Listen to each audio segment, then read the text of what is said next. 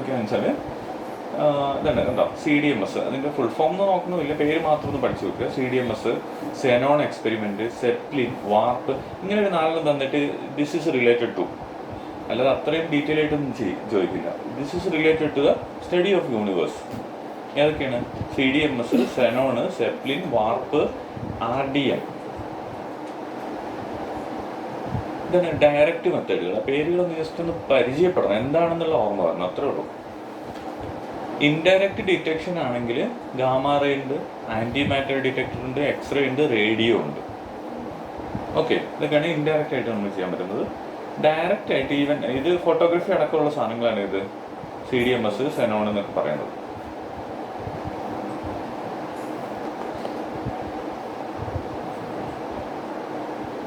Okay, ഇവിടെ ഒരു black hole എന്ന് പറഞ്ഞിട്ട് സാധനം കണ്ടിട്ടുണ്ട് അല്ലേ? സ്ഥിരമായിട്ട് ഭയങ്കര ചർച്ചകളൊക്കെ നടത്തുന്ന സാധനമാണ്. എന്താ ബ്ലാക്ക് ഹോൾ എന്ന് പറഞ്ഞാൽ? ചുഴി തന്നെയാണ് സത്യത്തിൽ. കറക്റ്റ് വേർഡാണ് ഉപയോഗിച്ചത്, ചുഴിയാണ്. അവിടെ നിന്ന് ഒന്നിനും പുറത്തേക്ക് വരാൻ പറ്റില്ല. ഭൂമിയിൽ നിന്നൊരു വസ്തുവിന് പുറത്തേക്ക് പോകണമെങ്കിൽ എന്ത് വസ്തുവിൻ്റെ ഒരു അട്രാക്ഷൻ ഉണ്ടല്ലോ, ഗ്രാവിറ്റി ഉണ്ട്. ആ ഗ്രാവിറ്റിനെ ബ്രേക്ക് ചെയ്തിട്ട് വേണം ഏതൊരു വസ്തുവിനും പുറത്തേക്ക് പോകാൻ. അപ്പോൾ ആ ഗ്രാവിറ്റി എത്രയാണോ അതിനേക്കാൾ കൂടുതൽ ഫോഴ്സ് എടുത്താലേ പുറത്തേക്ക് പോകാൻ പറ്റുള്ളൂ. ഭൂമിക്കൊരു അട്രാക്റ്റീവ് പവർ ഉണ്ട്, സൂര്യനുണ്ട്. അതേപോലെ സൂര്യനേക്കാളും മൾട്ടി ഫോൾഡ് ആയിട്ടുള്ള നക്ഷത്രമാണ് ഇത് ഈ ബ്ലാക്ക് ഹോളായിട്ട് മാറുന്നത്. അപ്പോൾ അവിടുന്ന് ഒരു സാധനത്തിന് പുറത്തേക്ക് പോകണമെങ്കിൽ 3 ലക്ഷം km/s വേഗതയിൽ സഞ്ചരിക്കണം. ലൈറ്റിന് ഈക്വൽ എന്ന് പറഞ്ഞാൽ അത്രത്തോളമാണ് എന്ത് അതിൻ്റെ അട്രാക്ഷൻ. അങ്ങനെ ഒരു വസ്തു ലോകത്തില്ല, പ്രകാശം മാത്രമേ ഉള്ളൂ. പ്രകാശത്തിൻ്റെ ആ വേഗത ഉണ്ടല്ലോ, ടാക്യോൺസ് ഒക്കെ പറയുന്നുണ്ട്, പ്രകാശത്തിൻ്റെ വേഗത അത്രയാണ് എന്ത് എസ്കേപ്പ് വെലോസിറ്റി.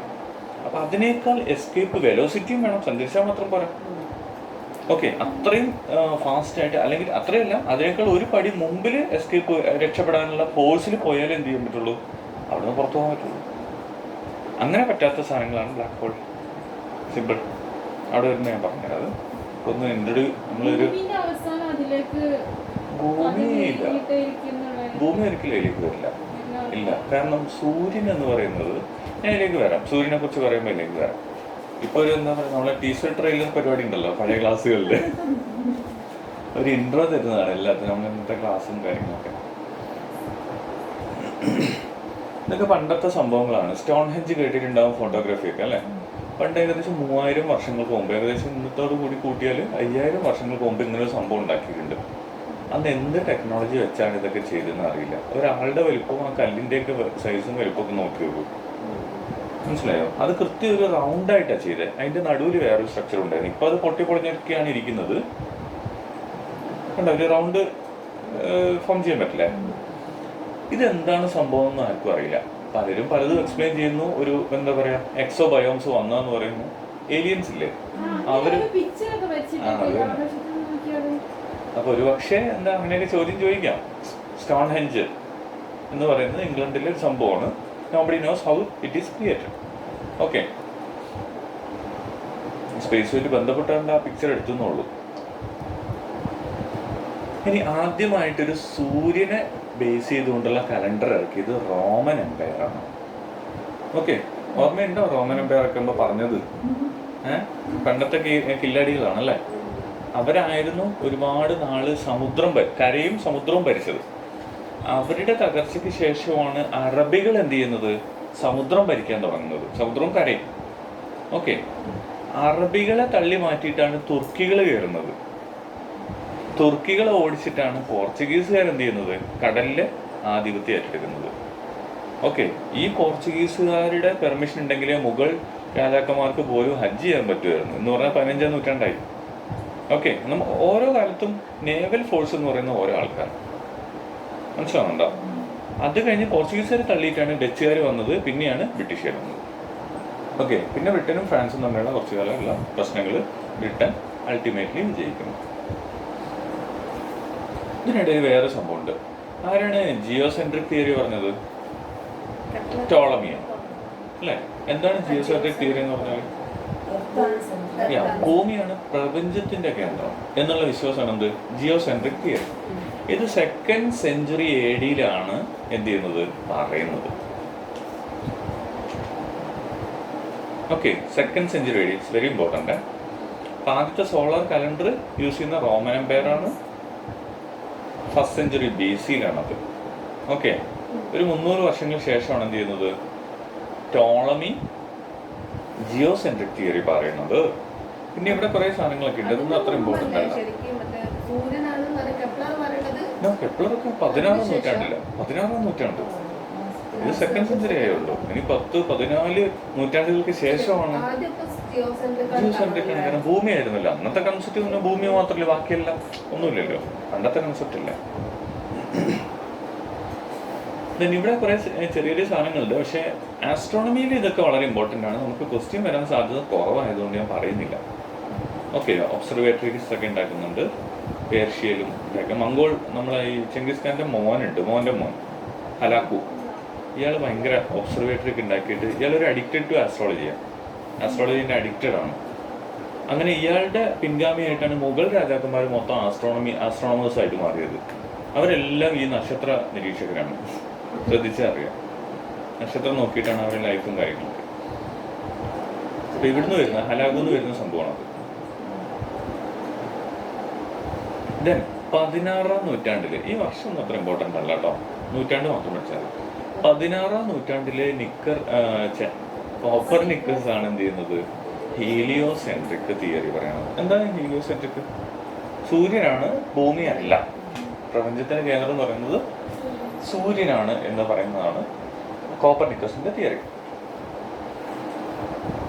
അപ്പൊ അത് 16ാം നൂറ്റാണ്ടിലാണ്. ഇനി ഇവിടെ വേറൊരു സംഭവമുണ്ട്. ആരാണ് ഈ ടെലസ്കോപ്പ് കണ്ടുപിടിച്ചത്? നോ, ടെലസ്കോപ്പ് കണ്ടുപിടിച്ചത് ഗലീലിയോ അല്ല. കാരണം നിങ്ങൾ ആ ഓപ്ഷൻ തന്നാൽ നിർബന്ധമായിട്ട് നിങ്ങൾ ഗലീലിയോ എന്ന് എഴുതുമെന്ന് എല്ലാവർക്കും അറിയാം, അവർ ക്വസ്റ്റ്യൻ തരികയും ചെയ്യും.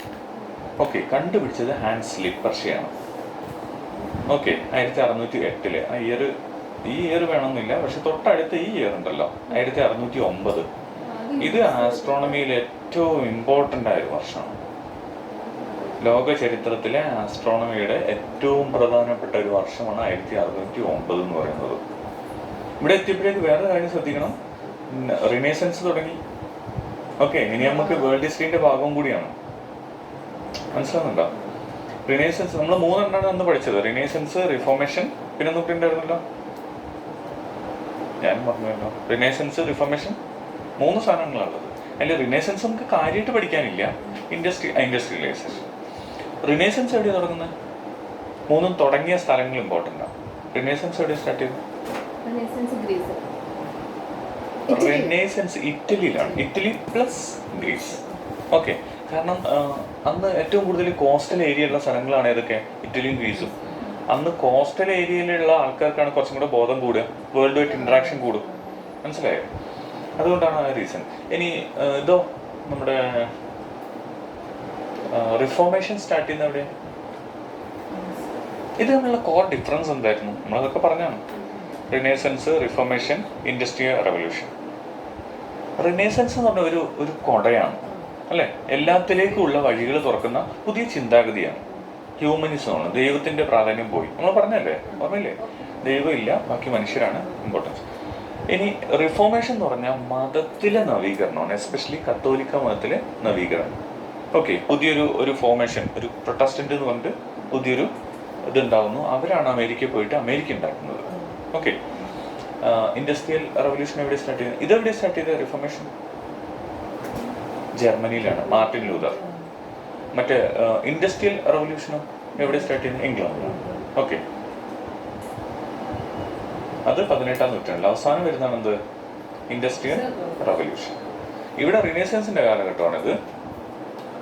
ഗലീലിയോ ആണ് ആദ്യമായിട്ട് ഈ ടെലസ്കോപ്പ് ഉപയോഗിച്ച് ആസ്ട്രോണമിക്കൽ വാച്ച് നടത്തുന്നത്. അതാണ് അതിന്റെ ഇമ്പോർട്ടൻസ്. ഓക്കെ, വാന നിരീക്ഷണം നടത്തുന്ന ആളാണ് ഗലീലിയോ. ഇതുണ്ടാക്കിയത് ഒരിക്കലും ആരല്ല? ഗലീലിയോ അല്ല. ഉറപ്പിച്ചോ? ഹാൻസ് ലിപ്പർഷ്യ.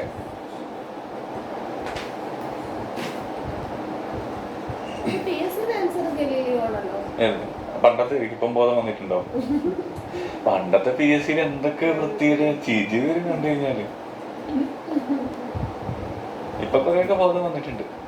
ഇനി 1609 പ്രധാനപ്പെട്ട കണ്ടുപിടുത്തങ്ങൾ എന്തൊക്കെയാന്ന് നോക്കാം. അന്ന് ക്രിസ്ത്യൻ ചർച്ച ആണല്ലോ അതൊക്കെ ഭരിക്കുന്നത്, അല്ലേ? ക്രിസ്ത്യൻ ചർച്ച അവർ പറയുന്നതാണ് എന്ത് എല്ലാ കാര്യങ്ങളും. രാജ്യഭരണമാണെങ്കിലും ശരി, എന്താണെങ്കിലും ശരി, അവരുടെ കീഴിലാണ്. അപ്പോൾ സ്വർഗീയ സങ്കല്പമുണ്ട്. ക്രിസ്ത്യൻ സ്വർഗീയ സങ്കല്പം അനുസരിച്ച് സൂര്യൻ, ചന്ദ്രൻ, സ്പേസിലുള്ള എല്ലാ സാധനങ്ങളും പെർഫെക്റ്റ് ആണ്. അവിടെ ഒരു എന്താ പറയുക, ഒരു ഹോൾസ് പോലും ഇല്ല. അതൊക്കെ എന്താ പറയുക, ദൈവികമായ സംഭവങ്ങളാണ്, പെർഫെക്റ്റ് സാധനങ്ങളാണ്. ഒരു പ്രശ്നമില്ലാത്ത നല്ല എന്താ പറയുക ബ്യൂട്ടിഫുൾ ആയിട്ടുള്ള ക്രിയേഷനാണ് അത്. അപ്പോൾ അതിലുള്ള ഓഫ് ചെയ്യാനാ. ഓക്കെ,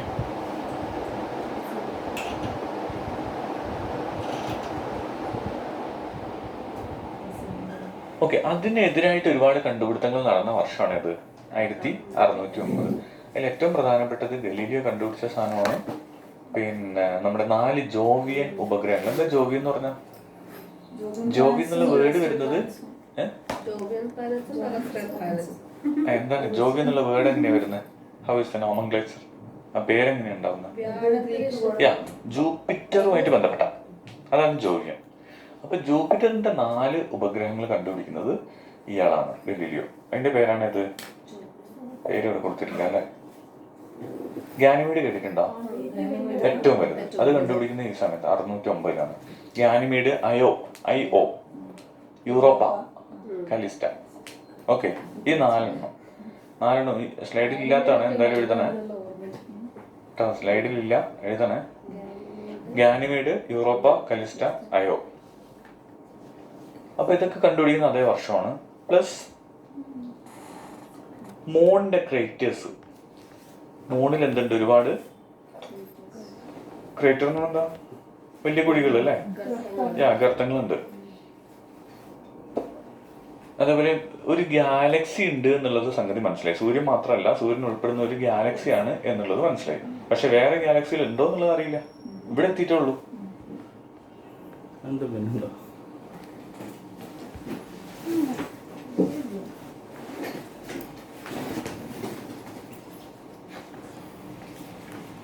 നമ്മളെ ഇയാള് വരില്ല.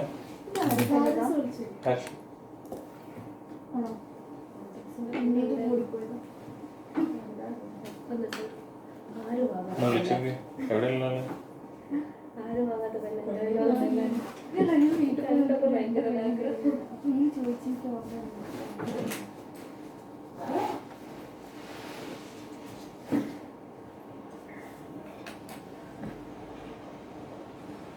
ഓക്കെ, ഈ കാര്യങ്ങൾ ഓക്കെ അല്ലേ? മെസ്സേജ് കൊടുത്തോ, കാര്യല്ലേ വിളിച്ചോ. അപ്പൊ 1609 എന്ന് പറഞ്ഞ ഇത്ര ഇമ്പോർട്ടൻസ് അത് കഴിഞ്ഞില്ല. 9 ഇതെല്ലാം ആ വർഷമാണ്. കഴിഞ്ഞില്ല. ഈ മൂണില് കുഴികളുണ്ട് എന്ന് പറഞ്ഞാൽ ഇയാളെ തൂക്കിക്കൊല്ലാൻ വിളിച്ചു. ഓക്കെ, കാരണം പിന്നെ പുരോഹിതന്മാര് പറയുന്നത് അങ്ങനത്തെ ഒരു പരിപാടി ഇല്ല, ദൈവത്തിന്റെ സ്വന്തം പരിപാടിയാണ്, ഒരു കുഴിയൊന്നും ഉണ്ടാവില്ല, നീ വൃത്തിയോട് പറഞ്ഞാൽ ശരിയാക്കി കളയും. അപ്പൊ ഇവന് സോറിയൊക്കെ പറഞ്ഞു പാവം. അങ്ങനെയൊന്നും ഇല്ല കേട്ടോ, ഞാൻ അറിയാണ്ട് പറഞ്ഞത്. അതിന് എന്നിട്ട് ചർച്ച് മാപ്പ് പറഞ്ഞത് ഈ 1992 ഇവനോട് മാത്രമല്ല, ബാക്കി ഒരുപാട് ആൾക്കാരുണ്ടല്ലോ. ഗലീലിയോ, കോപ്പർനിക്കസ്, ടൈക്കോ ബ്രാഹെ, അയാളൊക്കെ തൂക്കി കൊന്നു കളഞ്ഞു. ബ്രാഹെ കൊന്നു. അങ്ങനെ ഒരുപാട് പേര്. അതിന് മാപ്പ് പറഞ്ഞത് 1992 എഴുതണ്ട, 400 വർഷങ്ങൾക്ക് ശേഷം. ഓക്കെ, കഴിഞ്ഞില്ല. സോളാർ റൊട്ടേഷൻ കണ്ടുപിടിച്ചു. സൂര്യന്റെ റൊട്ടേഷൻ.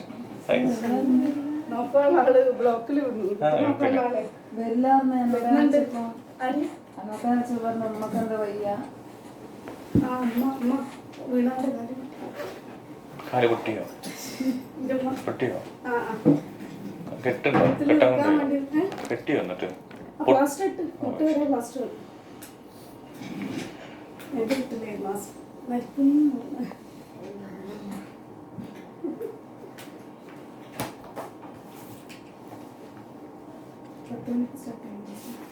ഒറ്റ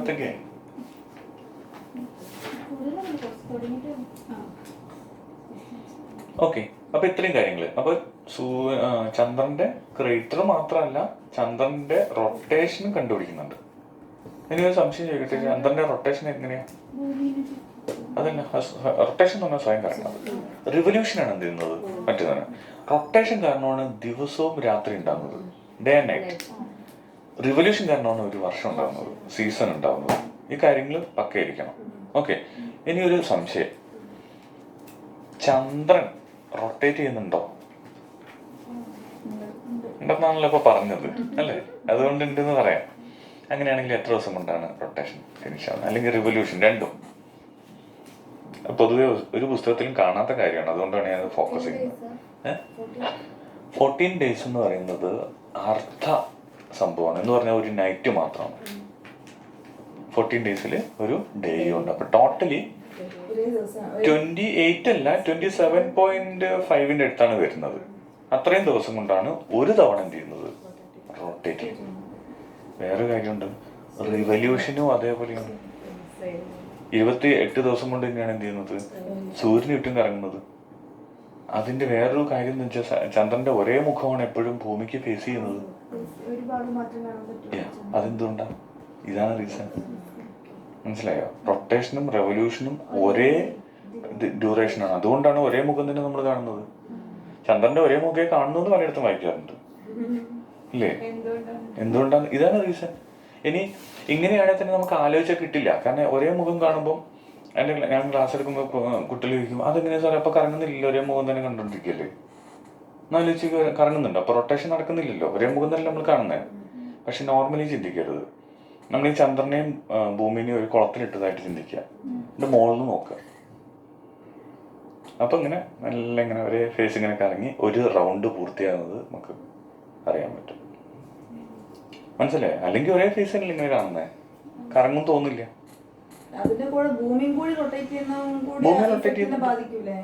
ഭൂമിന്റെ റൊട്ടേഷൻ വേറെ ഡയറക്ഷനില്ല, അതുമായിട്ട് ബന്ധമില്ലല്ലോ. ചന്ദ്രന്റെ ഒരു മുഖം മാത്രമേ എന്ത് ചെയ്യുന്നുള്ളൂ, എപ്പോഴും നമുക്ക് തിരിയുന്നുള്ളൂ. അപ്പൊ അങ്ങനെ തിരിഞ്ഞു വരുമ്പോഴേക്കും ഒരു തവണ തിരിഞ്ഞ് കറങ്ങി ഒരു ഇയർ ആകുമ്പോഴേക്കും ഒരു ദിവസവും ആയിട്ടുണ്ടോ?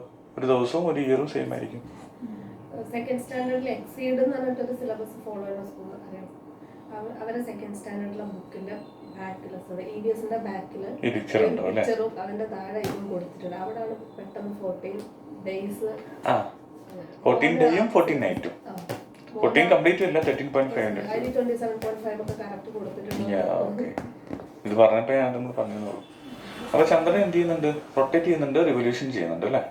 ഇതെല്ലാം കണ്ടുപിടിക്കുന്ന ആരാ? ഗലീലിയോ ആണ്. കഴിഞ്ഞില്ല, ഇതേ വർഷം തന്നെ ജർമ്മനിയിലുള്ള കെപ്ലർ, ജോഹനാസ് കെപ്ലർ എന്നാണ് മുഴുവൻ പേര്.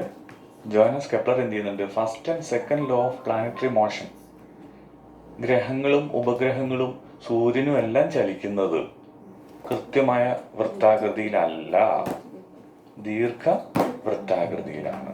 അതാണ് ഫസ്റ്റ് ലോ. അതാണ് ഏറ്റവും ഇമ്പോർട്ടൻ്റ്. സെക്കൻഡ് ഒന്നും അത്ര ഇമ്പോർട്ടൻ്റ് അല്ല. ഓക്കെ. കെപ്ലറുടെ ഫസ്റ്റ് ലോ എന്ന് പറയുന്നത് പ്ലാനറ്ററി മോഷനെ കുറിച്ചാണ്. Planets are moving in A elliptical orbit. Okay, ഇതാണ് അതിൽ. ഇത്രയും കാര്യങ്ങളൊക്കെയാണ് എന്ത് ചെയ്യുന്നത് ഈ ഒരു ഇയറിൽ വരുന്നത്. അതുകൊണ്ട് തന്നെ ഇതിൻ്റെ 400ാം വാർഷികമായിട്ട് 2009 സെലക്ട് ചെയ്യുകയും 2009 ഇന്റർനാഷണൽ ആസ്ട്രോണമിക്കൽ ഇയർ ആയിട്ട് ആചരിക്കുകയും ചെയ്തിട്ടുണ്ട്. ഓക്കെ, അപ്പോൾ ദർ ഇസ് എ കണക്ഷൻ. 1609 400ാം വാർഷികമാണ് എന്ത്? 2009. അതാണ് ഇന്റർനാഷണൽ ആസ്ട്രോണമിക്കൽ ഇയർ.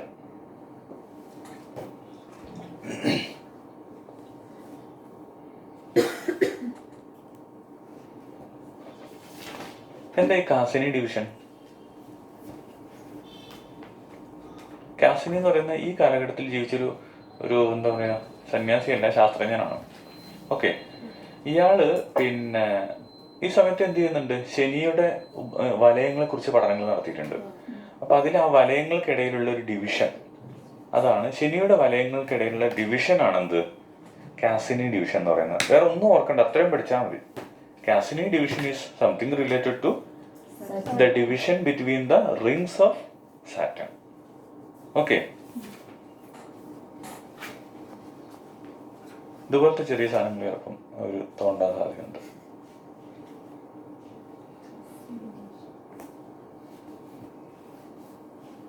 ഓക്കെ, ഈ പുസ്തകം ഒന്ന് നോട്ട് ചെയ്തോ. ഇയാളുടെ പുസ്തകമാണ്, നമ്മുടെ കെപ്ലറിന്റെ ഫേമസ് പുസ്തകമാണ് ഹാർമോണിസ് മൊണ്ടി, അല്ലെങ്കിൽ harmony of the world.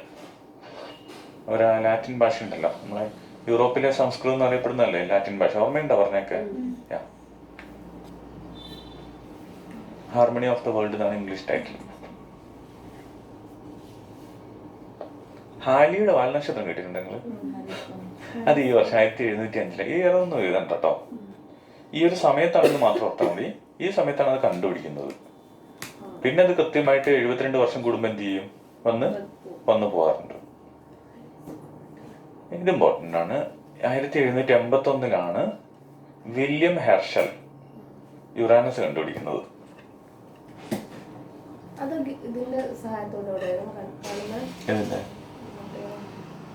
Telescope.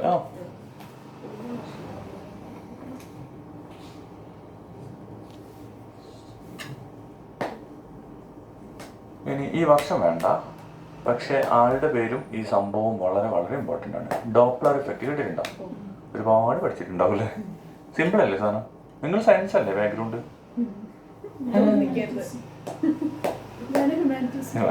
രക്ഷപ്പെട്ടല്ലേ? Doppler effect കണ്ടുപിടിച്ചത് ക്രിസ്റ്റ്യൻ ഡോപ്ലറാണ്. ഓക്കെ, എന്താണെന്ന് നമുക്ക് നോക്കാം. അതിന് മുമ്പ് ഈ പോയിന്റും കൂടെ എഴുതിയെടുത്തോ. നെപ്റ്റ്യൂൺ കണ്ടുപിടിക്കുന്നത് ജൊഹാൻ ഗലെയാണ്. വർഷം അത്ര വേണമെന്നില്ല, 19-ാം നൂറ്റാണ്ടിൽ എഴുതിയാൽ മതി. എന്ന് പറഞ്ഞാൽ ഇത് കണ്ടോ നിങ്ങൾ, യുറാനസ് കണ്ടുപിടിക്കുന്ന 18-ാം നൂറ്റാണ്ടിലാണ്. ഇപ്പൊ കണ്ടുപിടിച്ചോളൂ ആളെ. 19-ാം നൂറ്റാണ്ടിലാണ് എന്ത് ചെയ്യുന്നത്? നെപ്റ്റ്യൂണെ കണ്ടുപിടിക്കുന്നത്. പ്ലൂട്ടോണെ കണ്ടുപിടിക്കുന്നത് 20-ാം നൂറ്റാണ്ടിലാണ്, 1930-ലാണ്. എന്ന് പറഞ്ഞാൽ നവഗ്രഹങ്ങൾ എന്നുള്ള കൺസെപ്റ്റ് ഒന്നും പുരാതന കാലത്തില്ല. ഇപ്പൊ 20-ാം നൂറ്റാണ്ടിലാണ് എന്ത് ചെയ്യുന്നത്, അതൊക്കെ വന്നത്. പിന്നെ പ്ലൂട്ടോനെ എടുത്തു കളയുകയും ചെയ്തു 2006. ഓക്കെ, അപ്പോൾ ജൊഹാൻ ഗലെയാണ് എന്ത് നെപ്റ്റ്യൂൺ കണ്ടുപിടിക്കുന്നത്. ദെൻ ഡോപ്ലർ ഇഫക്റ്റ് എന്താണെന്ന് നോക്കിയാൽ, നമ്മൾ ഈ ട്രെയിന് വരുമ്പോൾ അല്ലെങ്കിൽ ആംബുലൻസ് വരുമ്പോൾ, നിങ്ങൾ ഒരു സ്ഥലത്ത് നിൽക്കുകയാണ്, ആംബുലൻസ് ഇങ്ങോട്ട് വരികയാണെങ്കിൽ നല്ല സൗണ്ട് ആയിരിക്കും അല്ലേ? ആംബുലൻസ് പോകുന്ന സെക്കൻഡ് മുതൽ സൗണ്ട് അങ്ങ് താഴേക്ക് പോകുന്നു അല്ലേ? അത് തന്നെയാണ് ഡോപ്ലർ ഇഫക്റ്റ്. ഇത്രേ ഉള്ളൂ. ഇത്ര സിമ്പിൾ ഒരു പരിപാടി ലോകത്ത് വേറെ ഇല്ല. ഒരു പിക്ചർ കാണിച്ചു തരാൻ. ഇത് കണ്ടോ, higher frequency if the source was moving towards observer. എഴുതണ്ട, ഒരു മിനിറ്റ് ഇതും കൂടെ കണ്ടിട്ട് എഴുതിക്കോ. ഇത് കണ്ടോ, ഹൈ ഫ്രീക്വൻസി ആയിരിക്കും ഏത്? അടുത്തേക്ക് വരുമ്പോൾ. ദൂരേക്ക് പോകുമ്പോൾ ലോ ആയിട്ട് മാറുന്നു. ഇനി സ്റ്റേഷനറി ആണെങ്കിൽ എല്ലാ ഭാഗത്തേക്കും ഒരേ ഇതായിരിക്കും. തീവണ്ടി നിർത്തിയിട്ടിരിക്കുക, സൈറനടിക്കുന്നു, എല്ലാവർക്കും ഒരേപോലെ കേൾക്കാം. ഇനി ആ വണ്ടി മൂവ് ചെയ്യാണ്, സ്റ്റേഷനിലേക്ക് അടുത്ത് വരുമ്പോൾ സ്റ്റേഷനിലുള്ള ആൾക്കാർക്ക് ഭയങ്കര ഫ്രീക്വൻസി ആയിരിക്കും, പുറകിലുള്ള ആൾക്കാർക്ക് എന്ത് ചെയ്യുന്നു, കുറഞ്ഞു കുറഞ്ഞു. ഇത് സൗണ്ടിൽ മാത്രമല്ല, എല്ലാ വേവ്സിനും ഇത് ബാധകമാണ്, ആപ്ലിക്കബിൾ ആണ്. ഏറ്റവും കൂടുതലായിട്ട് എന്ത് ചെയ്യുന്നത്, എഫക്റ്റ് ചെയ്യുന്നത് സൗണ്ടിലാണ്. എവിടെ? ഭൂമിയിലെ കണ്ടീഷനിൽ. പക്ഷെ നമ്മൾ പഠിക്കുന്ന ആസ്ട്രോണമി ആയതുകൊണ്ട് ബാക്കിയെല്ലാം നമ്മൾ പഠിച്ചേ പറ്റൂ.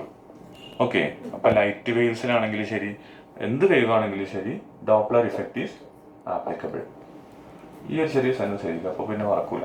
Higher frequency if the source was അല്ല ഈസ് എന്ന് എഴുതിയാലും കുഴപ്പമില്ല, is moving towards the observer. പിക്ചറൊക്കെ ഉണ്ടല്ലോ അല്ലേ മനസ്സിൽ?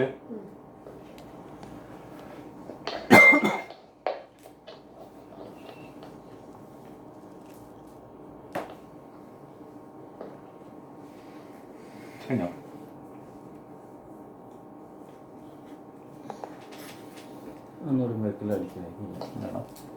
എഴുതാനോ? ഈ ആംബുലൻസിന്റെ സൈറൺ എന്തിന് എക്സാമ്പിൾ ആണെന്ന് PSC ക്വസ്റ്റ്യൻ ചോദിച്ചിട്ടുണ്ട് ഡിഗ്രി ലെവലിൽ.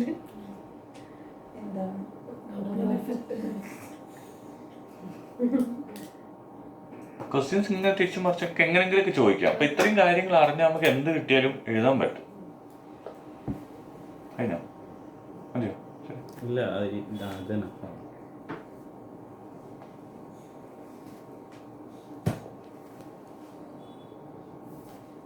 മോൻ നന്നായിട്ട് പഠിക്കുന്നുണ്ടല്ലോ.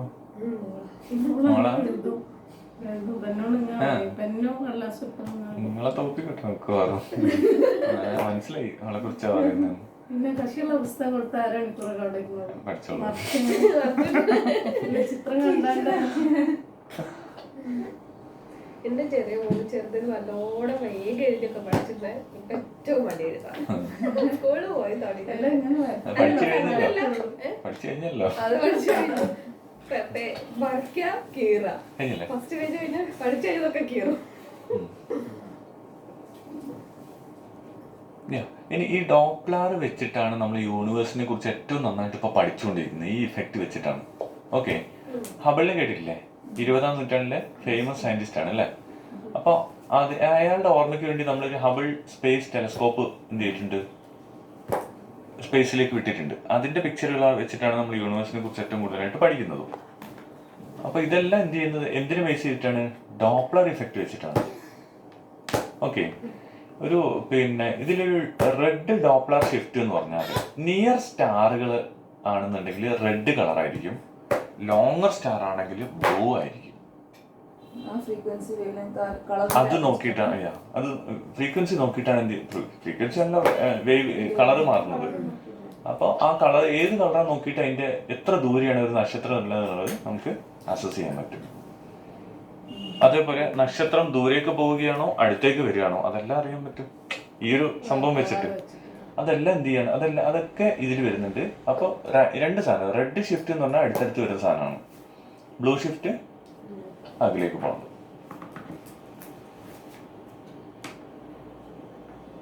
സോറി, തിരിച്ചാണ്. അടുത്തേക്ക് വരികയാണെങ്കിൽ ബ്ലൂവും അകലേക്ക് പോവുകയാണെങ്കിൽ റെഡും.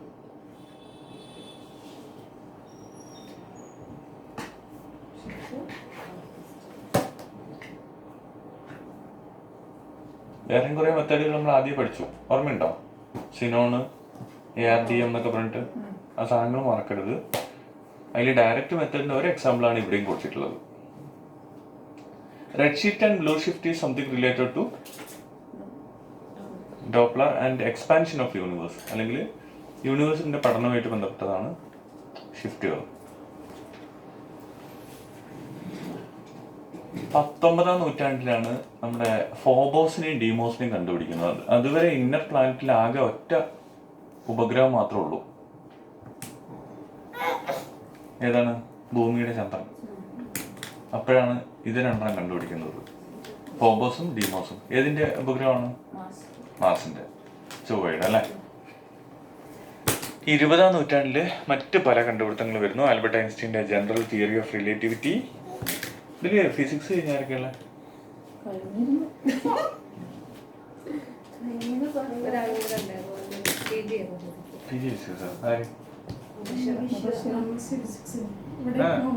നമുക്ക് ഒരുപാട് കാര്യങ്ങൾ പറഞ്ഞു തരാനുണ്ടാവും.